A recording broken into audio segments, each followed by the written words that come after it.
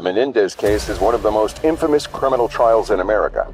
The brothers accused of the murder of their wealthy parents in Beverly Hills. Why would you kill your parents? Everyone asks why we kill our parents.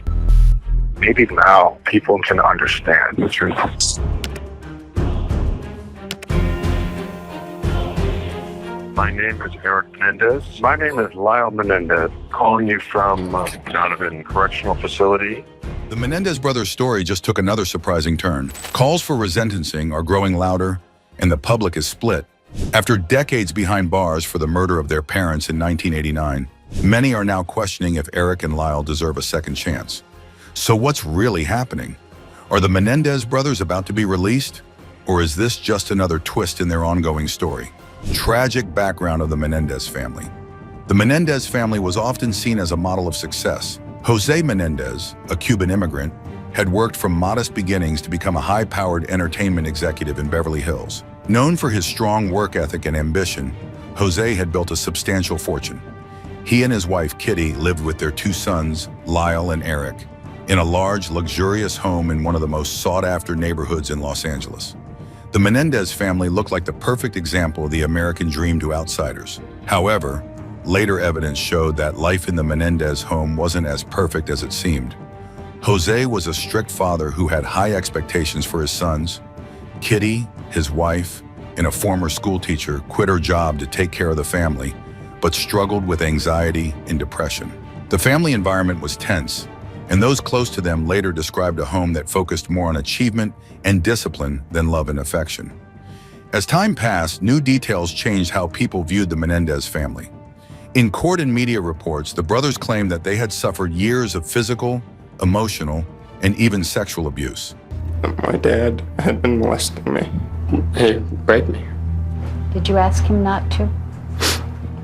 Yes. They said their father's actions left lasting scars and filled their home with fear. Although these claims were never completely proven, they became crucial to their defense and helped explain the tragic events. On the evening of August 20th, 1989, everything changed. Lyle and Erik Menendez called 911, sounding panicked and reporting that someone had broken into their home and killed their parents. When the police arrived, they found Jose and Kitty Menendez dead in the family's living room. The details of the crime were shocking, leading police first to consider it a home invasion or a robbery that had gone wrong. As the investigation continued, police started to question some details. Jose and Kitty had been shot multiple times, and although the specifics were initially kept secret, the brutality of the crime raised red flags. The lack of forced entry made authorities suspect someone close to the family might be involved. This led to more questions. Why was nothing stolen if it was a robbery? And why would intruders be so brutal and targeted in their attacks? In the days and weeks following their parents' deaths, Lyle and Erik continued with their lives. They attended the funeral, showing apparent grief, but then began making unexpected and lavish purchases. And here things started to be suspicious. They bought expensive cars and designer clothes, and even hired personal tennis coaches.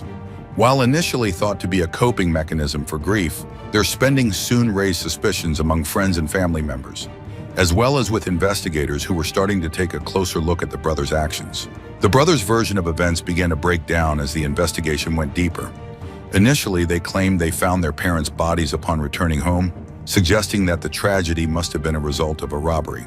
However, under inspection, this explanation seemed increasingly unlikely.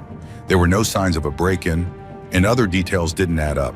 The Menendez brothers' defense, focused on claims of years of abuse and mistreatment, divided public opinion. Some felt sympathy, seeing them as victims pushed to their breaking point, while others viewed it as an excuse to dodge responsibility for a crime rooted in greed. This complex case led to long courtroom battles and sparked widespread conversations about family dynamics, trauma, and the justice system. With the arrest made and evidence piling up, the Menendez case was set to begin a long and intense legal battle that would challenge the court and captivate the public. But what lay ahead for Lyle and Erik? Would these shocking allegations of abuse and trauma shift the course of the trials that followed? And ultimately, how would the justice system respond to such a complex family tragedy? Arrest and trial. As investigators investigated the Menendez case, things started to unravel. At first, Lyle and Erik's story of a botched robbery seemed believable, But their actions afterwards didn't sit right with the police. Their sudden spree of extravagant spending raised eyebrows. New cars, designer clothes, and fancy meals. Hardly the behavior of two sons in mourning. Suspicion grew and police closely watched the brothers, looking for flaws in their story. In a shocking turn of events, the police finally found a clue. Erik made an unexpected confession to his psychologist, Dr. Jerome Ozil. During a session, Erik reportedly admitted to the murders. Dr. Ozil later told his mistress about the confession, and she in turn reported it to the police. With this new information, detectives felt they finally had enough evidence. In March 1990, police arrested both Lyle and Erik Menendez, charging them with first-degree murder. The news spread quickly, and the public was hooked. Two sons from a wealthy family accused of murdering their parents? It was the kind of true crime drama that kept people glued to their TV screens. This case is packed with twists, and once it reached court, the defense threw in another surprise. The brothers claimed that years of abuse by their parents had driven them to commit the murders. They alleged physical, emotional, and even sexual abuse, insisting they acted out of fear and desperation. This added a complex new layer, transforming what looked like a cold-blooded crime into a deeply tragic family story. The claim also split public opinion. Some felt sympathy, believing years of mistreatment could push anyone to the edge. Others were skeptical, suspecting the brothers were using the abuse claims as a way to dodge the police. The first trial began in 1993, and it quickly became apparent this case was anything but simple. Each brother had a separate jury, and both juries heard detailed testimonies about the alleged abuse. The defense claimed the brothers acted in self-defense, fearing further harm from their parents if they didn't take drastic action. The prosecution, however, argued that Lyle and Erik were driven by greed, using their spending spree as proof they wanted the family fortune. The trial dragged on, with emotional testimonies leaving jurors deeply conflicted. Ultimately, the first trial didn't lead to a clear verdict. Both juries were deadlocked, unable to reach a consensus.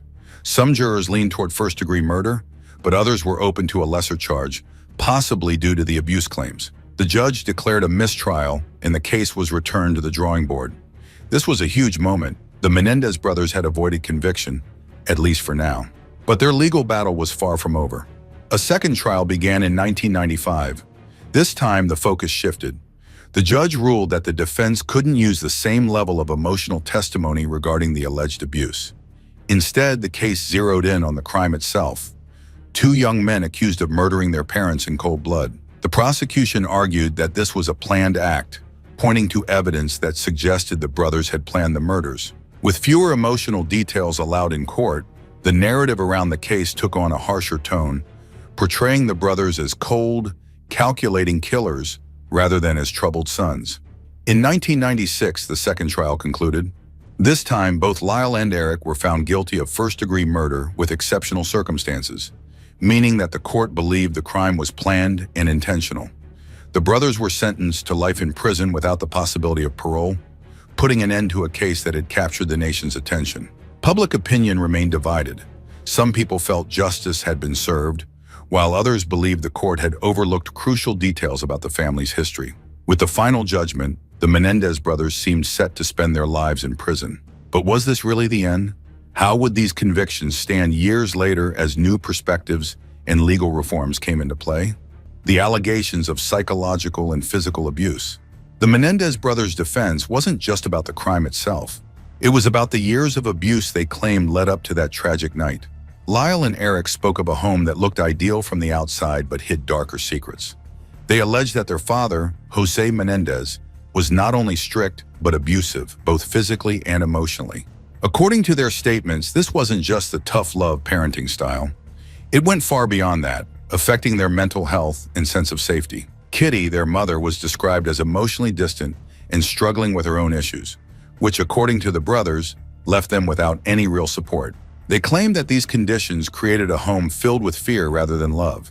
The abuse allegations weren't only shocking, they were incredibly polarizing. On the one hand, some sympathized with the brothers, arguing that such intense, prolonged abuse could lead someone to feel trapped, hopeless, or even fearful for their life. Supporters of this viewpoint believed that Lyle and Erik were pushed to a breaking point.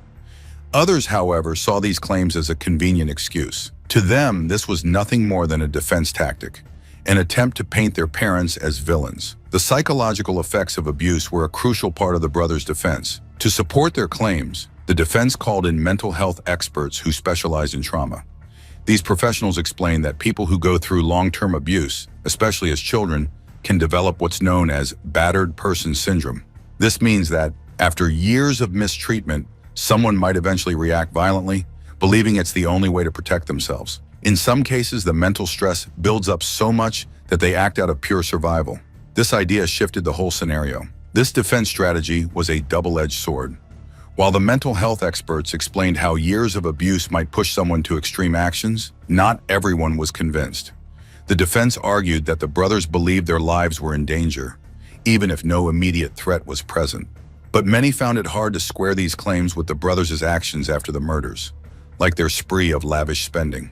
This left some people doubting the abuse story, wondering if it was just a way to avoid a harsher sentence. The public reaction was both intense and split. Some people truly believed that Lyle and Erik were victims pushed to their breaking point, while others saw them as rich young men trying to play the system. This back and forth became a considerable part of the case, with both sides passionately defending their views. For many, it went beyond the Menendez family. The case highlighted society's struggles with understanding and handling abuse. One lasting impact of this case was how it changed the way courts view abuse as a defense.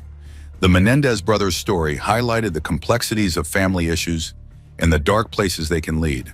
Their claims of abuse pushed courts to consider the effects of long-term trauma, raising questions about whether abuse should factor into someone's guilt. This case was one of the first to publicly show that someone could be both a victim and a perpetrator, a concept that many found disturbing. This defense approach didn't just impact the Menendez case. It affected how courts and the public would view similar cases in the future. As the trial went on, it became clear that their defense wasn't only about the crime. It raised bigger questions about how society understands and deals with the complex effects of abuse.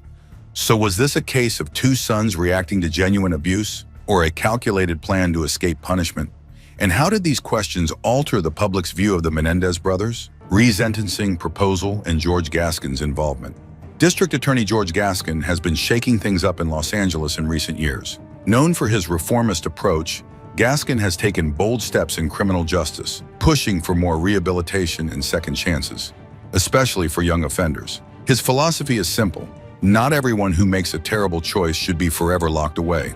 With this mindset, he's been revisiting cases, particularly those involving younger individuals who, under today's laws, might have received different sentences. And that's how the Menendez brothers found themselves back in the spotlight. Gascon's office recently began reviewing the Menendez case as part of his broader mission to reform the justice system. One major factor to reconsider is the brothers' ages at the time of the crime. Both were young adults. Lyle was 21 and Erik was only 19. Under today's laws, offenders under 26 can receive different considerations, as research now shows that the brain doesn't fully develop until the mid-20s. This means young people may not entirely understand the consequences of their actions. For Gascon, this was a reason to potentially give Lyle and Erik a shot at parole, considering they'd spent decades in prison and were no longer the same young men they were in 1989. But age isn't the only reason for this proposed resentencing. In the years they've spent in prison, the Menendez brothers have made noticeable efforts to improve themselves and help others. They've been involved in creating support groups for fellow inmates, assisting those with disabilities, and working on their own personal development. By all accounts, they've avoided trouble and focused on rehabilitation, trying to make the best of their circumstances. These positive behaviors have led some to argue that they deserve a chance to be evaluated for parole, especially since they've demonstrated a commitment to change. However, not everyone in Gascon's office is on board with this idea. There's a clear divide. Some officials strongly oppose the idea of releasing the Menendez brothers, viewing the nature of the crime as unforgivable. They believe that the severity of the case should outweigh any personal progress the brothers may have made. But others see it differently, arguing that the brothers have served long sentences and have shown genuine remorse and rehabilitation. For Gascon, the goal is to weigh both sides and make a decision that aligns with his vision of a fairer justice system. Recent documentaries on the Menendez case have sparked new public interest, diving into the brothers' abuse claims and questioning their mental state during the murders. This spotlight has led to a flood of inquiries to DA Gascon's office, putting pressure on him to act quickly. As a result, Gaskin decided to move the case up in priority. Gaskin's view on the Menendez brothers has caused much debate. Some members of the public are supportive, believing that after 34 years, the brothers deserve a second look. Others are outraged, saying that the brutality of the crime should mean life in prison with no exceptions. This heated debate mirrors the divide within the DA's office and has only made the case more complicated. So will the Menendez brothers be granted a chance at parole after almost 34 years? And if so, how will the public and their family respond? Legal and public reactions to the resentencing proposal. District Attorney George Gaskin's resentencing proposal for the Menendez brothers is about second chances. He plans to file a motion to modify the brothers' sentence, making them eligible for parole. This isn't a get-out-of-jail-free card, though. It's just the first step in a lengthy legal process. First, Gaskin's office has to submit the proposal to the court. After that, a judge would review it and decide if there's a solid reason to consider parole. If the judge agrees, the brothers' case will move to a parole board for a detailed review. Once it gets to the parole board, the board members would assess everything about Lyle and Erik's time in prison, looking at their behavior, any rehabilitation efforts, and their potential for reintegration. If the board believes the brothers are fit to re-enter society, they might grant parole. But it's no quick decision. This process could take months, maybe even years to finalize. And even then, nothing is guaranteed. The parole board could still decide to deny parole, keeping the brothers behind bars forever. Family members of the Menendez brothers have supported the resentencing proposal. Some relatives have said they believe the brothers deserve a chance at redemption. They feel that Lyle and Erik have shown significant change after decades in prison. For them, this isn't just about forgiveness. It's about addressing the bigger issue of abuse survivors, especially male survivors, who often feel unheard. They hope that by supporting Lyle and Erik's resentencing, society will start paying more attention to these stories and the impact of trauma. Unsurprisingly, Gaskin's proposal has stirred up a lot of debate. Supporters see this as part of his commitment to criminal justice reform. They argue that his approach is consistent. Gaskin has advocated for less harsh punishments for young offenders and has prioritized rehabilitation across the board. But not everyone is convinced. Some critics believe Gaskin is just playing politics, especially with his upcoming re-election. They argue that the timing of this high-profile case seems a bit too convenient. But Gaskin has fired back, saying this case isn't about politics, but justice. He says he's simply sticking to his principles and giving people a fair shot, regardless of how it might affect his career. Beyond the legal and political discussions, this case touches on some deep cultural questions about justice. For instance, should we be willing to give people who commit severe crimes a second chance if they show genuine change? And where does society draw the line between justice and mercy? For decades, the idea of doing the time meant punishment, but now the conversation is shifting. Some people believe that if someone shows rehabilitation and change, they deserve to be reevaluated, especially if their crime was committed when they were young.